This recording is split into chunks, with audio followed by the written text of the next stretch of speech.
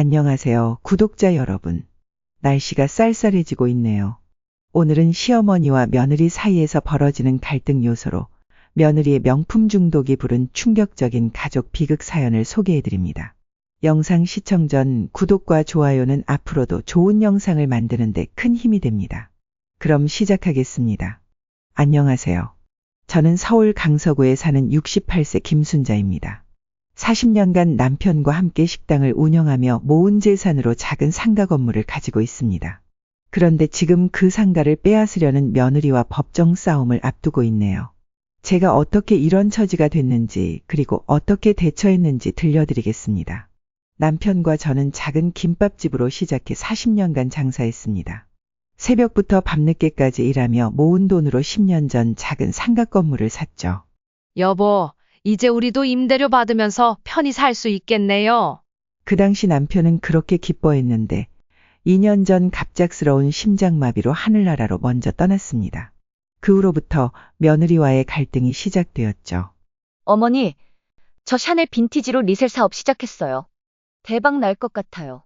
작년부터 며느리 미영이는 중고 명품을 사고 팔기 시작했습니다. 얼마나 벌었니? 아직은 적자예요. 하지만 곧 대박 날 거예요. 처음엔 그저 며느리의 취미 정도로만 생각했습니다. 그런데 어머니, 제가 은행 대출이 좀 많이 생겼는데 상가 담보대출 좀 받으면 안 될까요? 미영아, 그건 내 노후 유일한 수입원이야. 어머님, 제발요. 제가 꼭 성공할 자신 있어요.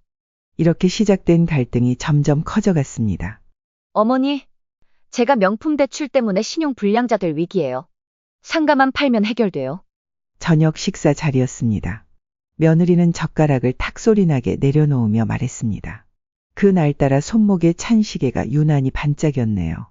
새로 산 명품이겠죠. 예, 이건 내 마지막 재산이야. 이걸 팔면 난 뭘로 살겠니? 떨리는 목소리로 대답하자 며느리의 눈빛이 차갑게 변했습니다. 어머님 말씀이 그게 말씀이세요? 아들 둔 어머니가 왜 걱정하세요? 며느리는 비아냥거리며 아들을 쳐다봤습니다. 아들은 고개를 푹 숙인 채 밥만 먹고 있었죠. 준호야, 내 생각은 어떠니? 아들의 대답을 기다렸지만 돌아오는 건 쓸쓸한 침묵뿐이었습니다. 며느리가 차가운 미소를 지으며 말했습니다. 어머님, 이제 우리 얘기 좀 해볼까요? 상가 매각하면 30억은 나올 거예요. 어머님 몫으로 10억 드릴게요. 뭐야? 숟가락을 든 손이 덜덜 떨렸습니다. 어머님도 이제 연세가 있으시잖아요. 그 돈이면 충분하시죠? 며느리의 말에 가슴 한켠이 무너져 내렸습니다. 40년을 일구어온 재산을 이렇게 헐값에. 일주일 후 며느리가 서류 뭉치를 들고 찾아왔습니다. 거실에 앉자마자 서류를 펼치더니 빨간 스티커가 붙은 곳을 가리켰습니다. 어머님, 이거 도장 좀 찍어주세요. 상가 담보대출 서류예요. 안 된다고 했잖니? 차를 마시던 며느리의 표정이 순식간에 일그러졌습니다. 어머님이 이러시면 요양원에 모시는 수밖에 없겠네요.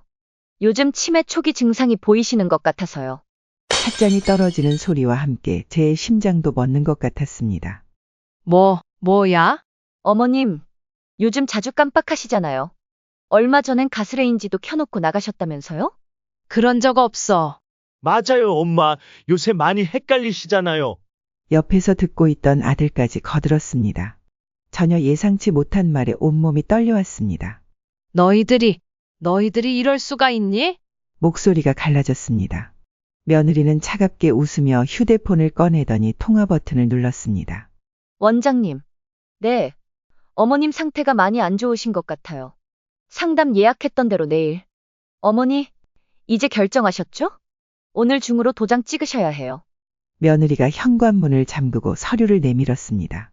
손끝이 떨렸지만 이를 악물었습니다. 난 절대로 도장 못 찍어. 어머님, 그러시겠어요? 그럼 어쩔 수 없네요. 며느리는 휴대폰을 꺼내더니 동영상을 보여줬습니다. 제가 가스레인지 앞에서 멍하니 서 있는 모습이었어요. 이런 영상이 더 있어요. 치매 진단 받기 딱 좋겠죠? 너 감히. 어머님이 치매 진단 받으시면 후견인은 당연히 아들이 되겠죠? 그때였습니다. 아들이 들어와 며느리 옆에 섰습니다. 엄마, 이제 그만 도장 찍어주세요. 이러다 강제 후견인 신청하면 더 힘들어질 거예요. 준호야, 내가 정말 가슴이 찢어지는 것 같았습니다. 내 뱃속에서 나온 자식이 돈 때문에 이렇게 변할 수가 있다니. 어머님, 마지막으로 한 번만 더 기회 드릴게요. 도장 찍으시면 요양원은 고급으로 모실게요. 며느리가 고급 요양원 팸플릿을 내밀었습니다. 눈물이 왈칵 쏟아졌습니다. 이 악랄한 내가 널 며느리로 받아준 게 실수였구나. 어머님, 너희들 두고 봐. 내가 가만히 있지 않을 거야. 떨리는 걸음으로 방으로 들어가 문을 걸어 잠갔습니다. 밖에서는 며느리의 협박이 계속됐습니다. 도장 안 찍으시면 내일부터 손주 얼굴도 못 보실 줄 아세요. 문 밖의 소리는 점점 더 거세졌지만 저는 이미 마음을 굳혔습니다. 손이 떨리긴 했지만 휴대폰을 꺼내 녹음 버튼을 눌렀습니다. 방문을 걸어 잠그고 눈물을 닦았습니다. 떨리는 손으로 서랍을 열어 작은 녹음기를 꺼냈습니다. 이미 2달 전부터 준비해온 일이었죠. 여보세요. 노인보호 전문기관인가요? 떨리는 목소리로 전화를 걸었습니다. 그동안 모아둔 증거들을 하나씩 정리하기 시작했어요.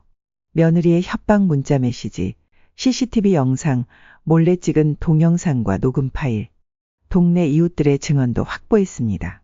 경비 아저씨는 며느리가 매일 감시하라고 부탁했던 일을 증언해 주셨고, 옆집 할머니는 며느리의 폭언을 직접 들었다고 했습니다. 법률사무소를 찾아갔습니다. 변호사는 제가 준비한 자료들을 보더니 고개를 끄덕였습니다. 이 정도면 충분합니다. 협박과 강요, 명예훼손 모두 처벌 가능한 범죄입니다. 더 놀라운 사실도 밝혀졌습니다. 며느리의 중고명품 사업이 사실은 사기였다는 것. 가짜 명품을 진품인 양 속여 팔아온 증거도 나왔습니다. 어머니, 이제 법정에서 뵙겠습니다. 변호사의 말에 마음이 든든해졌습니다. 이제는 더 이상 물러설 곳이 없었으니까요. 차가운 법정 안 며느리와 아들은 피고석에 앉아 있었습니다. 검사가 증거물을 하나씩 제시하기 시작했습니다. 이 CCTV 영상은 피고인이 시어머니를 감시하도록 지시한 증거입니다. 스크린에는 며느리가 경비실을 찾아가 지시하는 장면이 나왔습니다. 며느리의 얼굴이 창백해졌습니다. 검사는 계속해서 충격적인 증거들을 제시했습니다.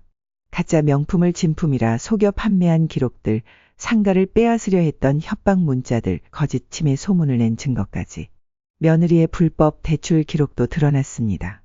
20여 곳의 대부업체에서 받은 대출금이 5억이 넘었고 모두 명품 구매에 탕진했다는 사실이 밝혀졌습니다. 판사는 며느리에게 실형을 선고했습니다. 사기죄, 협박죄, 노인학대죄. 아들은 집행유예를 선고받았습니다. 법정을 나서는 길, 아들이 눈물을 흘리며 다가왔습니다. 엄마, 정말 죄송해요. 하지만 저는 돌아보지 않았습니다. 이제 저에겐 새로운 삶이 기다리고 있었으니까요. 상가 임대 수익으로 여유로운 생활이 가능해졌습니다. 텅 빈 집을 정리하고 복지관에 등록했죠. 매주 화요일엔 노래교실, 목요일엔 스마트폰 강좌를 들으며 새로운 인연들을 만났습니다. 할머니, 이렇게 멋진 건물 주신 줄 몰랐어요. 복지관 친구들과 커피 한 잔을 나누며 웃을 수 있게 됐습니다. 상가 1층에는 작은 밥집을 열었습니다. 40년 장사 경력을 살려 시작한 순잔의 백반집은 금세 단골이 생겼죠. 순자 씨 음식은 정말 친정엄마 손맛이야. 손님들의 말 한마디에 하루의 피로가 싹 풀립니다. 얼마 전 교도소에서 며느리의 편지가 왔습니다. 어머님, 이제야 제 잘못을 깨달았습니다. 하지만 편지는 읽지 않은 채 돌려보냈습니다.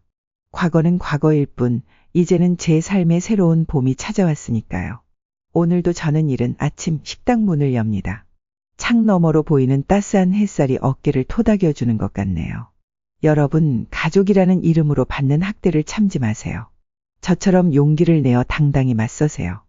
여러분의 인생은 여러분의 것이니까요. 소중한 시간 들어주셔서 감사합니다. 평안한 하루 보내세요.